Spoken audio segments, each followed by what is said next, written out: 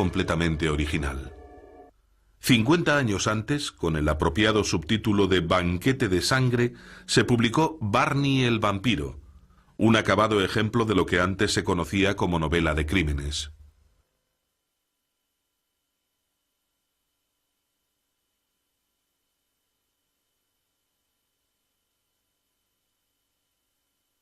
De hecho, mucho antes de que Barney hiciera su aparición, la literatura del siglo XIX ya se había internado en la leyenda vampírica. Poetas como Byron, Southey, Baudelaire y Goethe, así como los autores anónimos de esas novelas de aventuras violentas y crímenes, habían encontrado en los vampiros una fuente de inspiración. Ya en 1820, los dramas de vampiros se representaban tanto en el teatro, el antecedente del cine, como en la ópera. Pero Stoker no inventó ese personaje. De hecho, durante la época en la que él escribía, la figura del vampiro estaba muy en boga. El propio Byron se sentía fascinado por los vampiros. El mismo médico de Byron, el doctor John Polidori, escribió un libro llamado El vampiro, aunque hay indicios claros de que fue el propio Byron el autor del libro.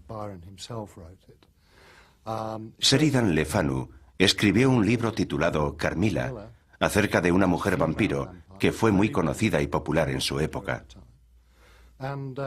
Y luego está Barney el vampiro, una novela por entregas de 200 capítulos escrita por Thomas Priest, que el público recibió con entusiasmo. Dados estos antecedentes, Bram Stoker quiso sumarse a la corriente y escribió una historia de vampiros. El poeta Byron puede haber sido el prototipo directo del aristócrata maligno que Stoker quiso retratar. Lord Byron era una verdadera superestrella de su tiempo, adorado por su público y en especial por las mujeres.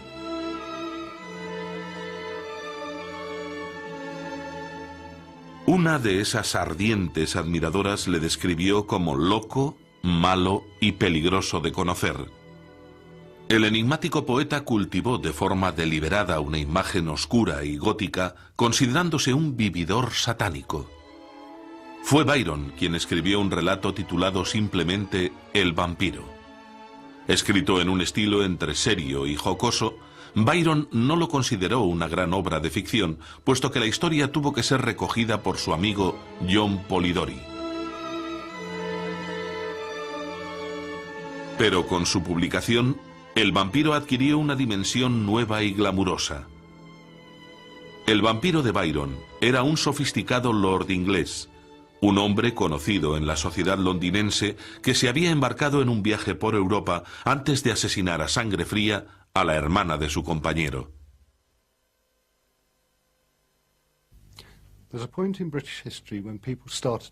Hay un momento en la historia británica en el que la gente empezó a redescubrir la Edad Media y los temas góticos. Tanto Byron como el llamado movimiento gótico desarrollaron una escritura en la que se abordaba la cara oscura de la vida, el lado misterioso de la vida. Byron no estaba solo en esto. Se trataba de un fenómeno conocido en toda Europa.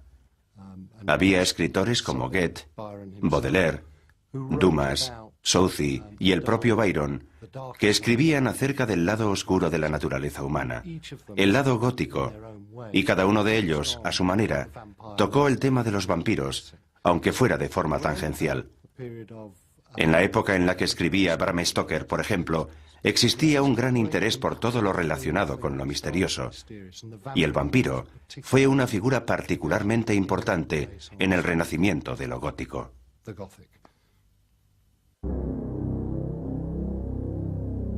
Por primera vez se retrataba al vampiro no como un monstruo sediento de sangre, sino como un depredador seductor.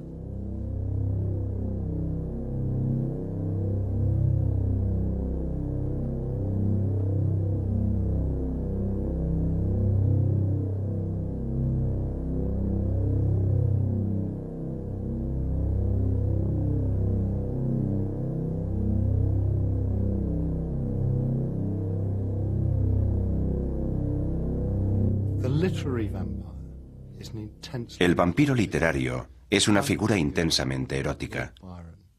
La clase de figura por la que alguien como Lord Byron se sentía atraído, y la clase de figura que el público se imaginaba que era Byron. Lo que tenemos que recordar sobre los vampiros es que en su forma literaria encarnaban la idealización de la seducción. Una seducción peligrosa que representaba los principios del amor erótico y la violencia. Los freudianos asegurarían que el vampiro literario encarna a Eros y Tánatos, el principio de la vida y el principio de la muerte, en una sola figura. Es algo que queda patente si vemos las películas y leemos los libros que tratan de vampiros. Ese barniz intensamente erótico está siempre ahí, y creo que la atracción que irradia la figura del vampiro se basa precisamente en eso.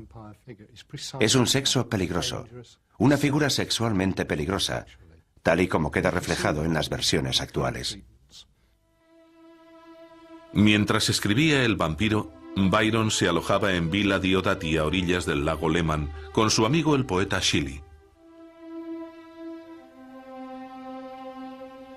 Fue durante su visita a Byron cuando Mary, la mujer de Shelley, desveló por primera vez la historia de otro monstruo que aterrorizaría la imaginación del público: la historia de Frankenstein.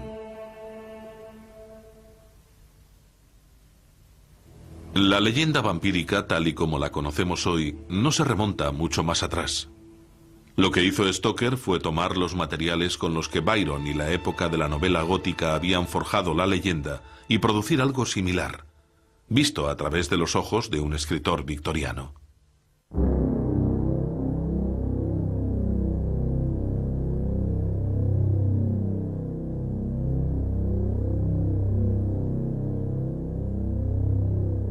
Los orígenes del vampiro.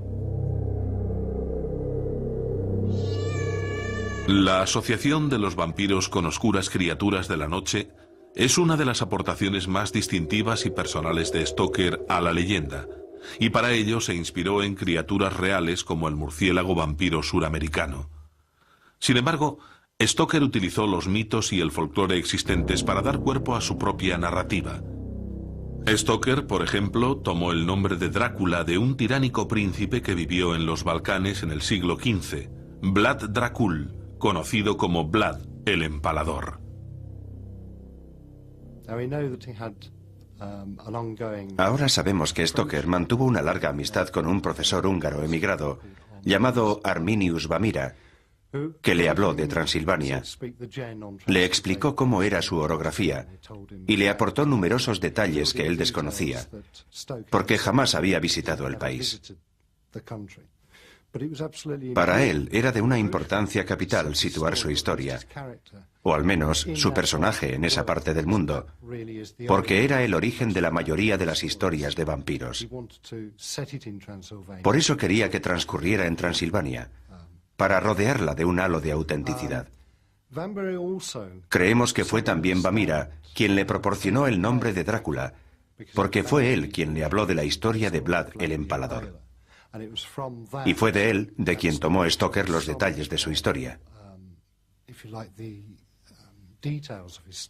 Se ha comentado, por ejemplo, que el hecho de que solo pudiera matarse a Drácula atravesándole el corazón con una estaca se remonta a la afición que sentía Vlad por empalar a la gente. Aunque no creo que esa teoría sea defendible, porque si examinamos algunas de las historias de vampiros más antiguas del este de Europa, veremos que era esa la forma tradicional de eliminarles.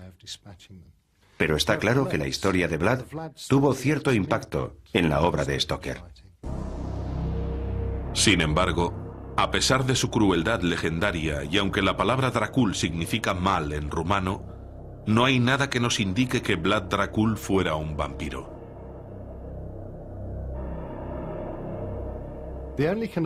La única relación que tiene Vlad el Empalador con la figura de Drácula, la invención de Bram Stoker, es el nombre de Drácula.